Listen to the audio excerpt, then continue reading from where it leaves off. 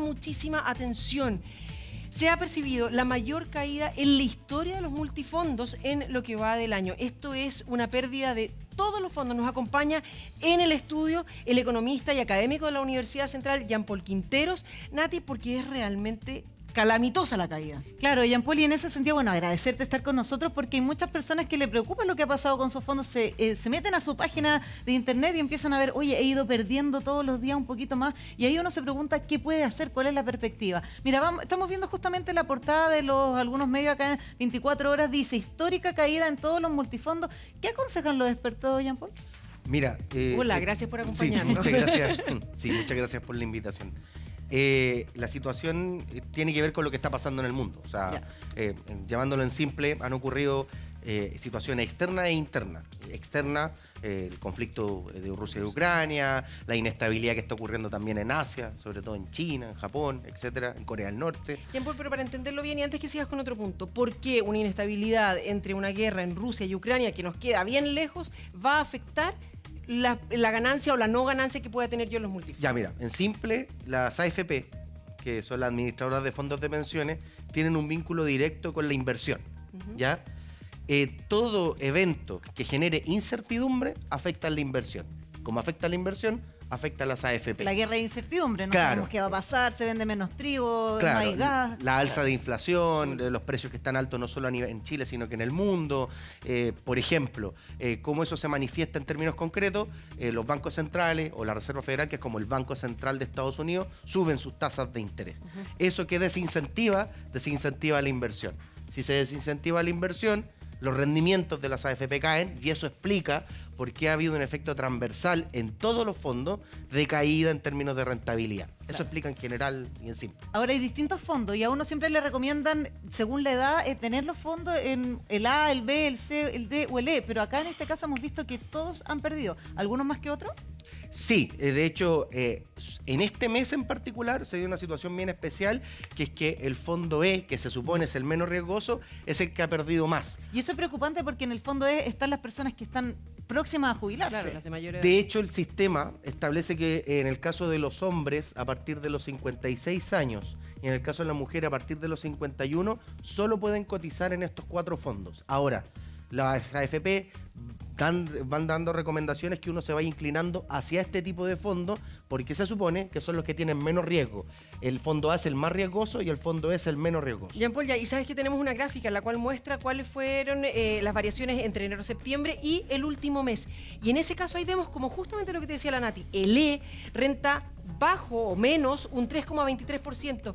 El que más pierde en esta ocasión. ¿Cómo se explica eso durante septiembre? Esto se debe, y eso también para poner en contexto, el fondo E particularmente tiene instrumentos que se llaman instrumentos de renta fija, ¿ya?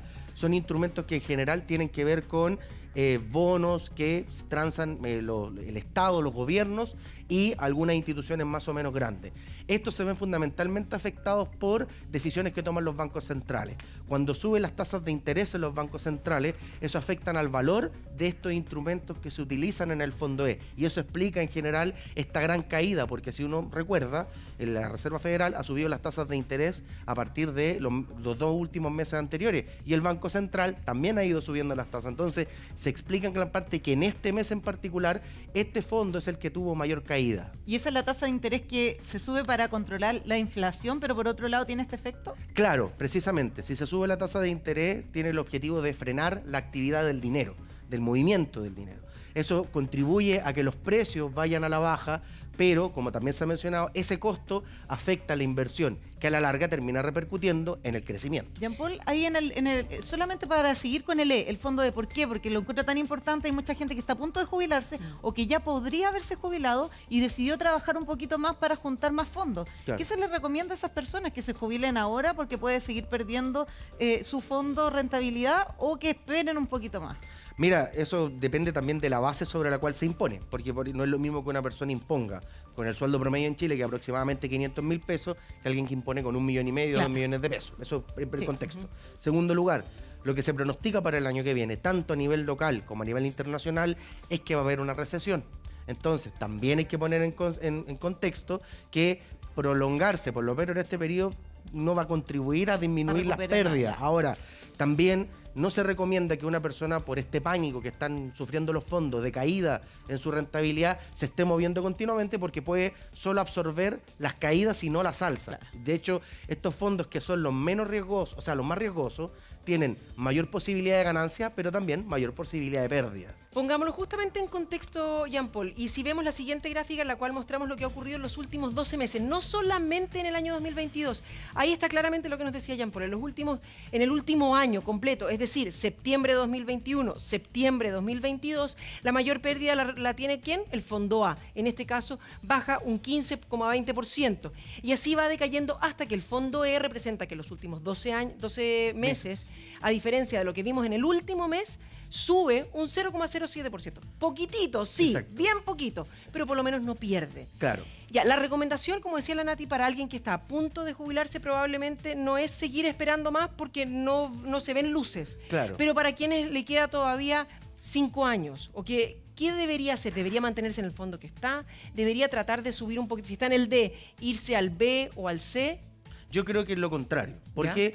Porque en situaciones de incertidumbre hay que tratar de buscar instrumentos que me den, si bien no tanta ganancia, tampoco también me den una menor probabilidad de pérdida. Entonces, yo me inclinaría más hacia fondos conservadores, fondos que por lo menos, si bien van a perder, no van a perder tanto como los fondos más arriesgados. Entender, pues, también en simple, un fondo arriesgado tiene que ver con instrumentos que se invierten en acciones. Y las acciones, como por ejemplo acciones que se transan en la bolsa o instrumentos financieros que tienen volatilidad, como el Bitcoin, por ejemplo, son instrumentos que en esta época tienen mucha variabilidad. Entonces, yo recomiendo anclarse hacia estos tipos de fondos que son menos riesgosos, pero eso no garantiza que se tengan ganancias. Perdón, y ahí, por ejemplo, entre el C y el D, si volvemos a la gráfica de los últimos 12 meses, vemos que la variación que hay es bien importante. Uno pierde un 10% y el otro un 5%. Por lo tanto, si estoy ahí medio confuso, entre el B y el C hay solamente un 2% de diferencia, de 12,83 a 10,80. Entonces, de frentón, ¿el D sería una buena alternativa? Sería una buena alternativa como un escenario menos malo.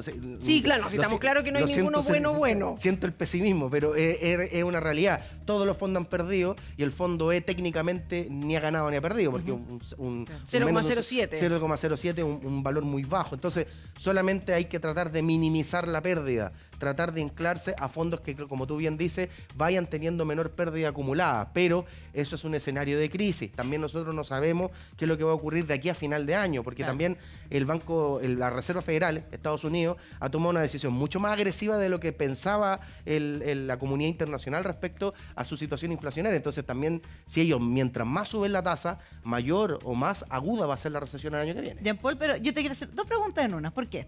Porque he escuchado muchas veces que la gente dice, oye, yo tuve pérdida, estoy en el fondo A, tengo, no sé, 30, 40 años, me quedan todavía hartos años de trabajo, y tuve una pérdida acá en los fondos, pero si me cambio a otro fondo, voy a asumir la pérdida. Claro. O sea, voy a perder ese dinero y cuando ese fondo gane no voy a recuperar lo que había perdido.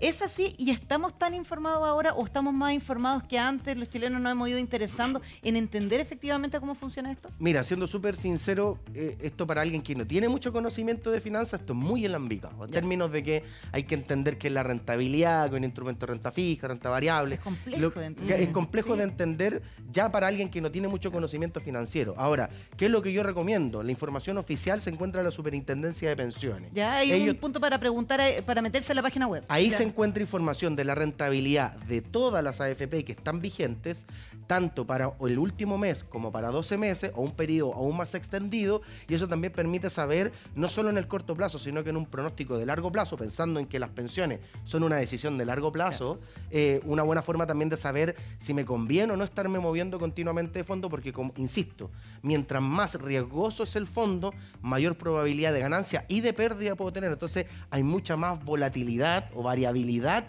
en esos fondos. Y es correcta esa percepción que yo te decía, que decían, si perdí como en el fondo a 15,2% en el último año, si me cambio, ¿voy a asumir el costo efectivamente? ¿O ¿Es así o es un error de concepción que tenemos? O sea, también hay que pensar que mientras los fondos se capitalizan positivo o negativamente, uno está continuamente ahorrando, porque uno tiene el ahorro obligatorio. O sea, a uno se le descuenta de su sueldo para los que tienen contrato, y de hecho para los que también tienen boleta actualmente, Sí, también se les también. descuenta. Se les descuenta un monto mes a mes mientras uno esté ganando dinero. Entonces, es una parte también de pilar o de amortiguación, por así decirlo, a estas pérdidas. Ahora, estarse cambiando, insisto, si uno no tiene conocimiento financiero, puede, por ejemplo, estar en un periodo donde el fondo A cayó y justo cuando yo me cambié, le tocó al fondo B perder. Claro. Entonces voy a estar solo absorbiendo pérdidas que acumuladas van a generar un escenario peor que tal vez haberme quedado en el fondo A y haber aguantado esperando situaciones de ganancia.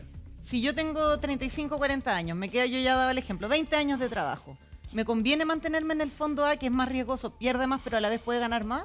Es que, claro, en ese escenario hay que pensar que la cantidad de ahorro que queda para esa persona es mucho mayor. Hay mayor flexibilidad en las posibilidades de recuperar ese dinero. Ahora, técnicamente las AFP han recomendado, y esto es lo que establece el sistema, que una persona hasta los 35 años se puede mover en el fondo A, fondo B. Desde los 35 años hasta aproximadamente los 50 ya se recomienda que se mueva hacia los fondos B y C, y después en adelante se mueva hasta los fondos D y E, porque también hay que recordar, como yo les dije, que desde los 56 para los hombres y los 51 para las mujeres, ninguno de ellos puede cotizar en el fondo A y solo los fondos que se encuentran desde el B hasta el E. Adelante. Ya, y ahí, Jean Paul, por ejemplo, cuando tú dices, sí, es que no todo el mundo tiene mucho conocimiento, como decíamos con la Nati, no es fácil, no es un sistema fácil para poder estar monitoreándolo constantemente. En la super de pensiones se encuentran, y además se encuentran las preguntas frecuentes, las típicas dudas que existen, pero también hay mucho de caso a caso. Yo tengo una situación súper puntual, en este momento, no sé, la otra persona que estaba conmigo, mi pareja o con quien estoy viviendo, perdió el trabajo o tengo una enfermedad constante, con lo cual tengo que estar desembolsando todo el tiempo. ¿Hay alguna instancia gratuita en la cual yo pueda pedir asesoría? En primera instancia, si es que uno no tiene información directa de la AFP o asesoría de la AFP, claro, está la superintención de pensiones, que no es solo para informar, sino que también para denunciar situaciones. De hecho, han habido demandas de parte de personas que, por ejemplo, han tenido enfermedades catastróficas y necesitan retirar sus fondos. En algunos casos inclusive se ha acogido. Pero por otro lado, también yo recomiendo contactarse con la AFP y saber también cuáles son las facilidades y trámites que se pueden realizar. La superintendencia funciona como el ente fiscalizador y las AFP como administradoras de fondos de pensiones. Y nunca hay que olvidar que todos nosotros pagamos comisión por este servicio, deben responder a las personas en caso de tener algún problema. Ya, la asesoría ahí entonces deberían pedirla en la propia AFP. Jean Paul Quinteros de la Universidad Central, muchísimas gracias por haber venido a conversar con nosotros. Te dejamos desde ya invitado para poder responder a nuestras dudas más adelante también. Muchísimas gracias. Muchas gracias por la invitación. Gracias, Jean Paul. ¿Vamos contigo, Rafa? Sí.